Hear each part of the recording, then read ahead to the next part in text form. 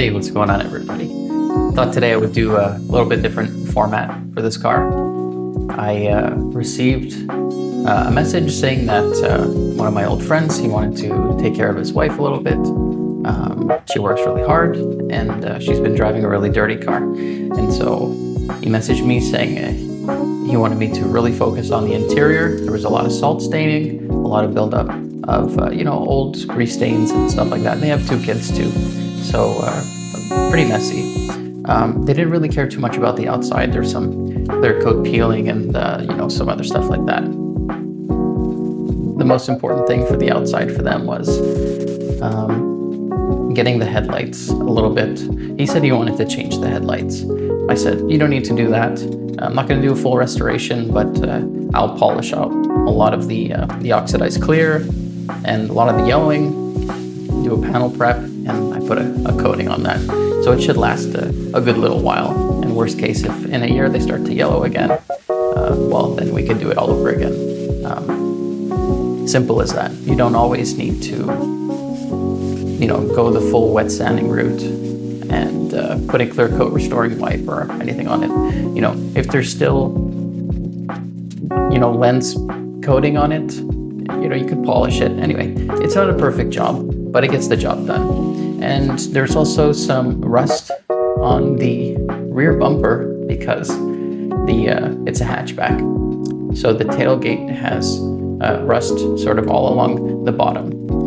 Water accumulates, drips down, and rust water just basically sits there. So you'll see that in the video pretty shortly. He wanted to take care of that.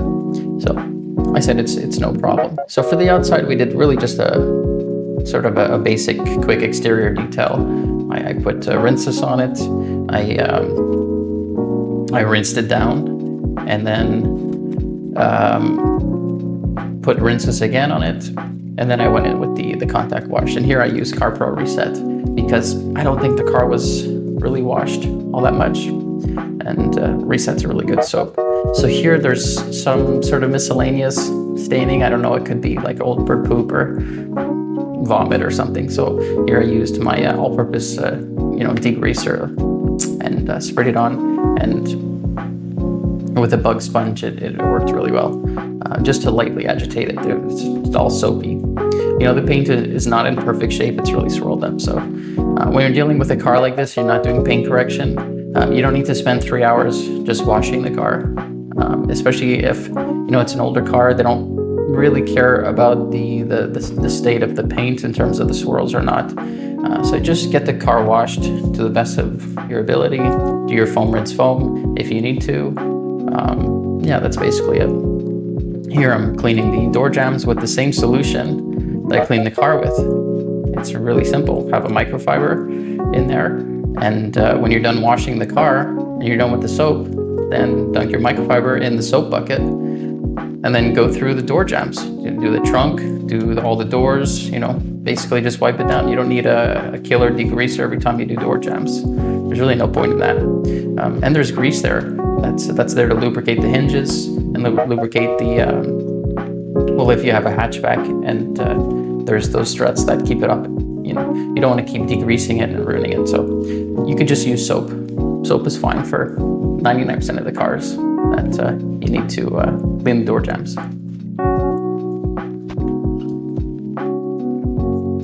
So here I'm doing the rust treatment. Basically, I'm using my car soap with concentrated wheel acid, and I'm just going at it, just really lightly. I'm not doing any heavy scrubbing, just agitating it left and right, back and forth, and just trying to remove it. If he changes the tailgate, the hatchback, then at least the bumper will be in pretty good shape. Regardless of the scratches and stuff, it won't be orange. This is sort of a cool color. I don't think Hyundai really did this color too much. There's sort of a color shift to it, but the way you take care of rust staining like this, you could use a fallout remover, or you could use an acid. I prefer the acid route. That's just me. I think fallout's really good for just brake dust contamination, if it's just over the car and you need to remove that while you're claying and stuff. But something that's heavy like this, that's like just pure rust, I'm gonna use something like a wheel acid or a rapid rust remover or something like that, just to get the job done. I don't want to be there for 30 minutes doing the back bumper, so.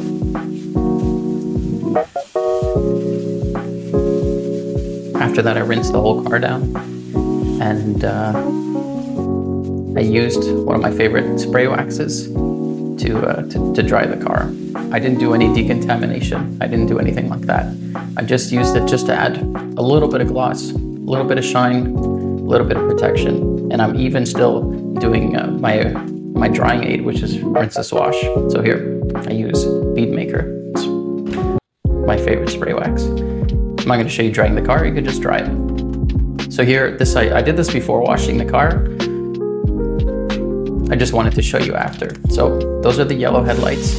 I used really heavy cutting compound with a heavy, microfiber pad, and I wet on it 2 or 3 times. And I cleaned the pad, and I just kept going until I was satisfied with the amount of oxidation I removed each time and with the clarity of the lens. Now, if you look closely inside the lens, there's micro cracks in it.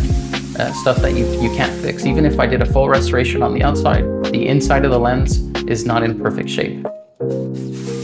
So something like this, which is a really cheap, economical solution, just to add clarity. They said every time they went, they drove at night. They drove to the States overnight.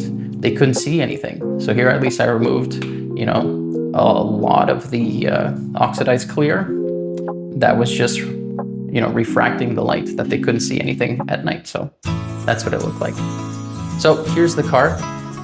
This is the Elantra GT. I think it's a 2013, and it's a daily driver.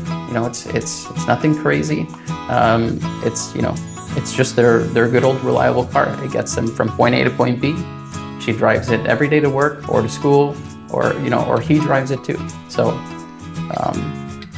there's going to be some staining on the seats. There's going to be quite a bit of salt staining on the floor.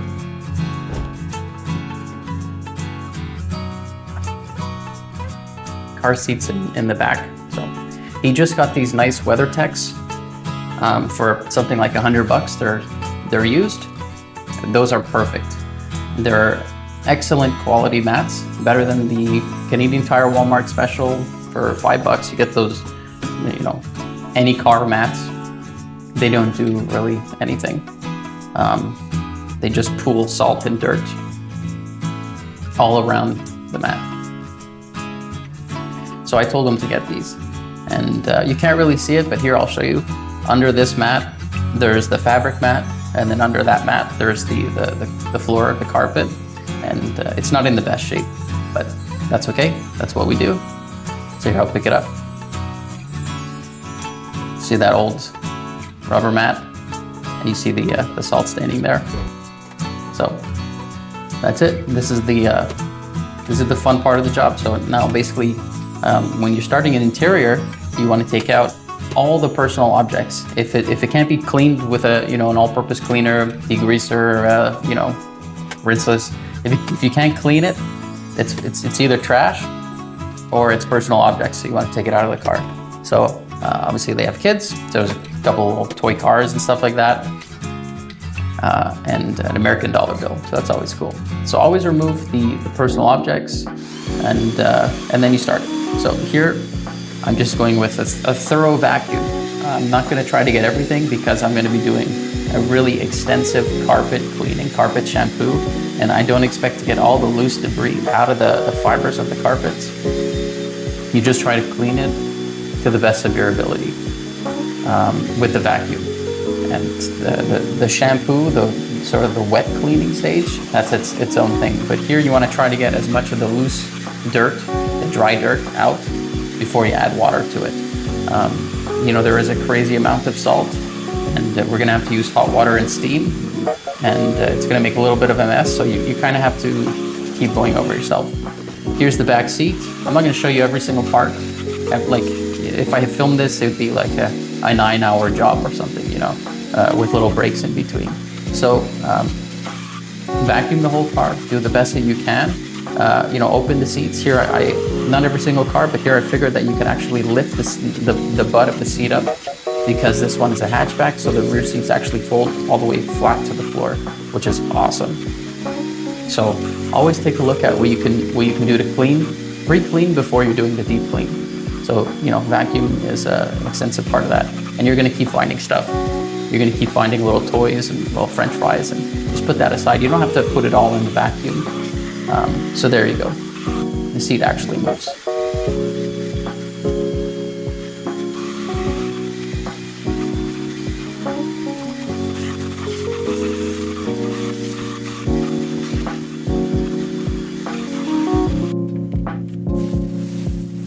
So I vacuumed the whole car. I just wanted to tackle the carpets because it's going to be one of the things that's super wet and it's going to need a lot of time to dry. So for this, I just took them outside. I gave them a huge rinse because there's a lot of mud and dirt and salt on them. So I just rinsed them a lot.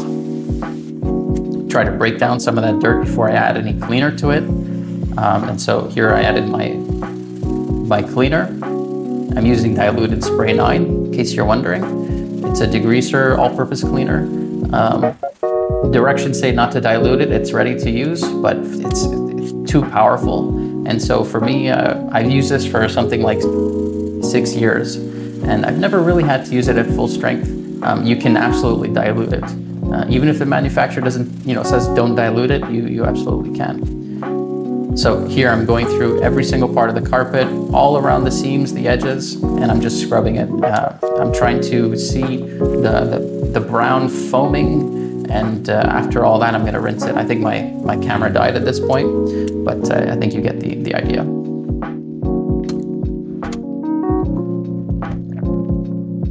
Now, when everything's vacuumed and the removable carpets, I did the WeatherTex too, but like I said, the camera died. When all that's done, then you get to actually cleaning the hard materials, the plastics, the vinyls, the leather. And so the seats and the floors are last for the deep cleaning. But so yeah, for me, I start with the driver's side. Kind of like always, the steering wheel. It's sort of the weirdest part of the car because there's, you get a nice 360 view basically everywhere, and then underneath it too. So there's a lot of parts to the steering wheel. You don't want to mess it up. I'm just using P&S Express interior cleaner, diluted something like 5-to-1 or something like that. In terms of the plastic, there wasn't any heavy grease staining. Like if you're a mechanic and you're constantly dealing with dirty cars and you're touching engine oil and transmission fluid, stuff like that, and your hands aren't perfectly clean at the end of the day, and you touch your steering wheel, over time, the grease is going to build up around the steering wheel, around the turn signals and the shifter. But for this one, it didn't have that. It just had just light, dirt on it. So something like Interior Express, P&S Express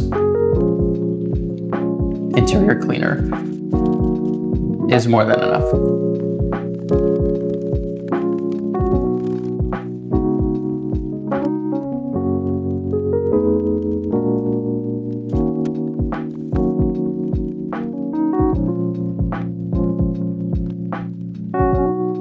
You don't need 50,000 brushes. You just need, either a scrub pad, a scrub ninja, or me, I like to use sometimes that really, really huge microfiber brush, and then a smaller detail brush. And that's basically it with a towel.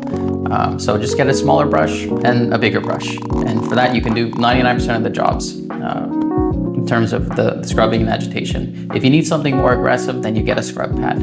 But if you don't need anything too aggressive, usually you should rely on your chemicals more than your actual brute force and elbow grease. So yeah, here I'm doing the cup holders.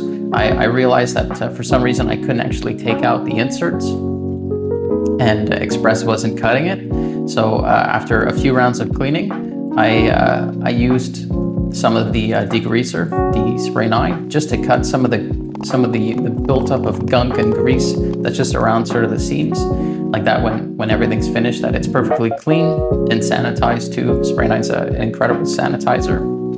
So yeah, when you're doing the handbrake, make sure that you're pulling it. Make sure you're pulling it down. You're doing all around as much as you can. All right, so here's for the, let's just say I did the whole car, right? So here's for the seats. In my steamer slash extractor, I have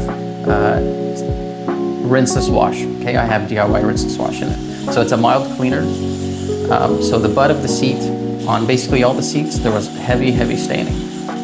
So I used my all-purpose cleaner on the butt of the seats. I agitated it with a scrub brush, and then I just went to it. So here, we're not gonna try to clean 3 inches deep into the foam. We're just gonna try to clean that top layer of foam and fabric, give it a nice smell, give it a nice feel, so there's no weird greasy feel to it, or shine. If your fabric is shiny, that's a really bad sign. Heavy grease buildup there. So here we're just gonna, lightly agitate, and with the steamer extractor, just keep going until everything's good. The good thing about rinseless wash too, it's gonna help to sort of counteract the cleaner and sort of neutralize it a little bit. It's not a neutralizer, but it will help to clean. So with my towel, I help to wipe down the seat a little bit more. And I'm using the cleaner steamed, the rinseless wash steamed in the steamer with the extractor, and I'm cleaning the top layer surfaces of the seat, the back of the seat. So I don't have to add any cleaner here. There was no weird brown staining. I'm just gonna take my time and look at all the areas and just keep wiping. And as the car dries, if anything pops up too, you can go back to it again if you feel that you have to clean it, a third or fourth time. So I did all the seats, and I did all the floors too, basically the same method. You don't have to see carpet shampoo. You can, basically figure out what that looks like. After all said and done, I closed the doors, I closed the windows, and I put the air on inside the car at high heat, with air conditioning and recirc. Okay, so the air conditioning is gonna dry out the air, it's gonna make the air dry, and recirc is going to keep recirculating the hot, dry air, hot because I put it hot, and so that helps to dry out the inside of the car.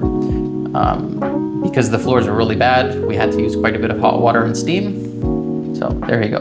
Here I'm using P&S Swift. It's a really mild cleaner, but it's mostly sort of a conditioner, a hard surface conditioner for vinyl, plastic, rubber, and leather. And so I'm just going every single surface I cleaned. It's gonna help to remove any weird residue. Let's say if there's any residue left. Typically P&S Express interior cleaner doesn't leave any residue. But anyway, we're wiping every single hard surface. We're gonna be conditioning it, bringing it back to sort of a factory sheen. It's not gonna be like an Armor All super solvent-based silicone dressing, really shiny and gummy. This is just water-based. It works fantastically well. So like I said, the inside of the car was on high heat, so everything is pretty warm. Everything was flashing a lot. If you feel like the surfaces look a little weird, they look a little uneven because your protectant is drying too quickly, well, you can give the car, some time to cool off, or you can do 2 towels. So you can wipe it on to apply the product, and then with second towel, you quickly level it like that. There's no weird high spots. But here, when I was finished, I basically went over everything, and I re-wiped it if I needed to, and it all leveled out really nicely. Doing the cup holders too, give it a little bit of protection. It's not a ceramic coating, but it is a conditioner, and it does do really well. And it smells fantastic, something like coconut pina colada. It's really cool. So on the back seats too, we're doing the back doors with our P&S Express. Now at this point, I didn't clean the windows. So if I spray the cleaner and it gets on the glass, I really don't care. I'm just trying to finish the job, just trying to get the job done. I want the car to be protected. I want it to smell nice. Here I'm taking the opportunity to look at every single sort of crack and crevice in case I missed anything. There's a little bit of damage here and there, so I'm just making sure that I'm not the one who left dirt, that it's actually damaged. There you go.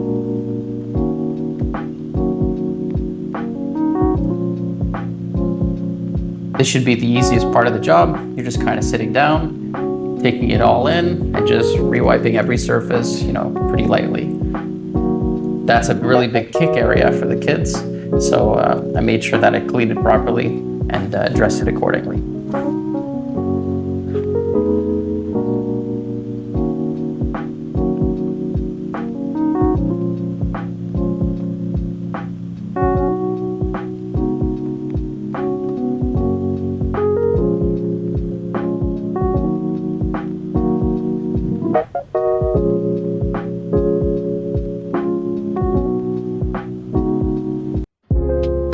So here's just a quick look at what it looks like. The car is still drying. You can see the fans are on.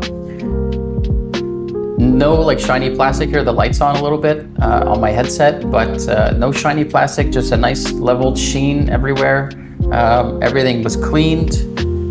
As that's drying, I'm just gonna finish off the exterior. So we're gonna use, this is a bead maker in that bottle. So we're gonna use bead maker to lightly wipe down the faces of the wheels. I didn't wipe them down when I was finished washing the car. I actually sprayed rinse wash on them, so that'll counteract basically any water spots that would happen, and it'll leave a nice layer of rinse on it. So when I go to wipe it later, it'll be lubricated.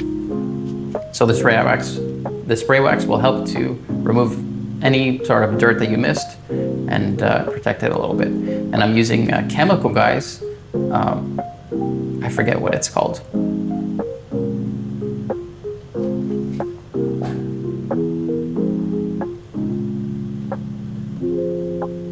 Silk Shine. It's a good product, water-based dressing, protectant. It's good for vinyl, rubber, plastic, leather, and all that stuff. It's pretty shiny, but it's still water-based. And so that's what it looks like. It's really not bad. It dries to less shiny, obviously, and I put quite a bit on, just because I don't know the last time they were cleaned and dressed. So yeah, this is what it looked like before I touched anything. This is, this is the before video.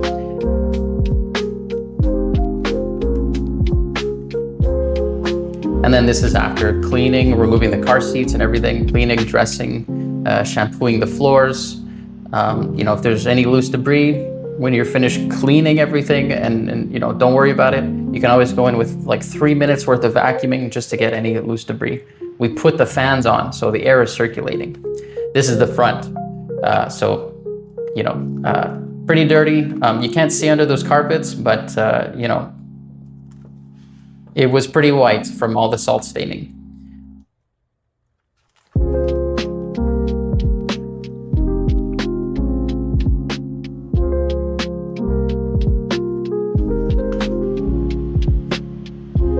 And that's what it looks like afterwards. We didn't even put the floor mats in. We didn't put the rubber floor mats in. We're not showing the outside. I'm just showing you a quick look of what it looks like. I didn't even give it to the client yet. I was just making sure that everything looked good and even, and everything did. It smelled great. I put a deodorizer in there too. That's what the headlights looked like before, if we remember. And that's what they look like after. You can see the light is on, so the light will actually go through. And those little micro fractures, that's actually on the inside. This is the rear bumper, before and after, with the sort of the acid wash on the rear. So that's where the rust came from, and it went on the bumper. So when you're done in detail, it's always a great idea to just go through and 5 minutes before you put the floor mats back in, you just do a quick vacuum pass of any loose debris. And before I put the floor mats in, I'll vacuum the floor mats again, because they're either sitting or they're hung up, and there could be some dust or debris that flew on them when you're doing other things. So you never put dirty things back in the car. You always clean them and then you put them back in the car. So here I'm vacuuming the floor mats, I'm vacuuming the floor. Again, same thing on the other side. Gonna vacuum the seats, vacuum the floors, vacuum the floor mats, then put the floor mats back in.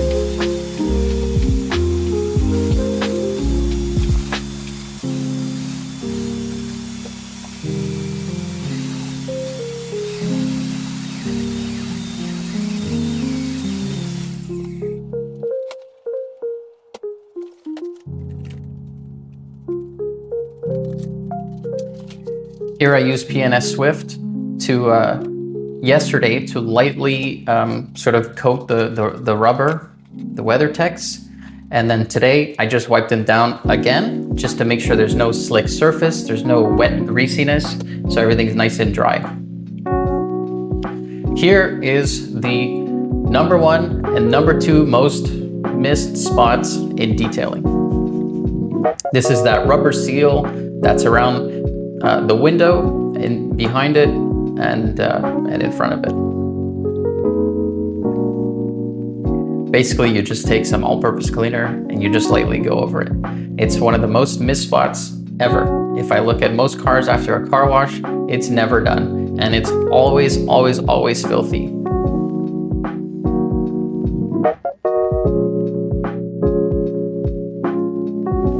And it's the same thing for the door. So you go along the door and you clean that. You're not ever gonna clean that when the window's up and you're cleaning the inside.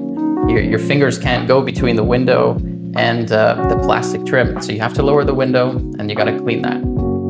Look at all the dirt that I removed.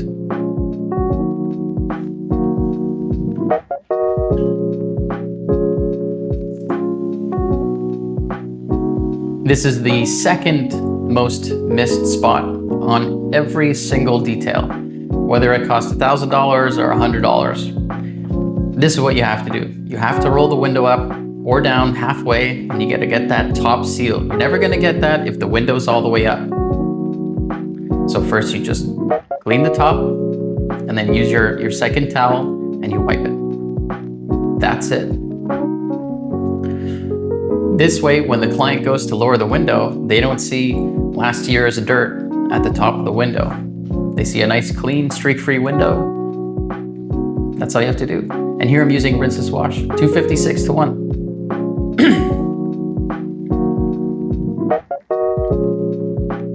Featuring my absurdly large second window towel.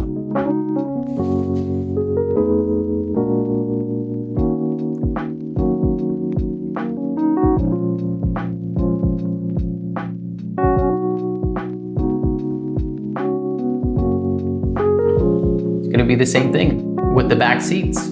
You roll the window up or down halfway, and then you clean the top of the glass. Then you go with your second towel and you wipe the top of the glass. It takes 10 seconds extra, maybe, per window. So 40 seconds extra for the detail, and it makes all the difference.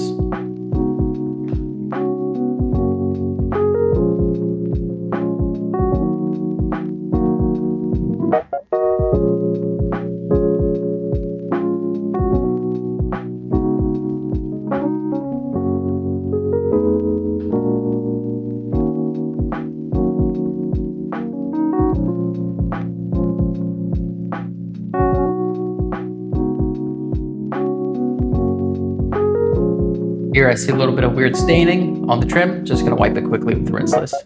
So here you can see the rubber seal that's on the inside of the door. That's actually clean. So you can see it from the outside.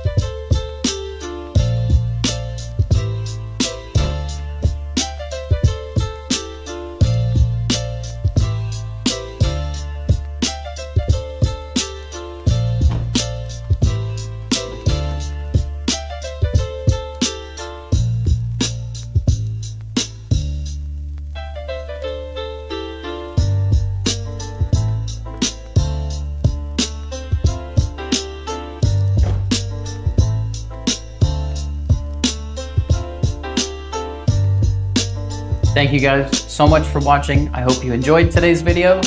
I hope you liked the before and afters. If you guys have any questions or comments, please let me know down below. If you haven't already yet, hit that subscribe button, like that you can be notified for any future video I do. Thank you guys. Peace.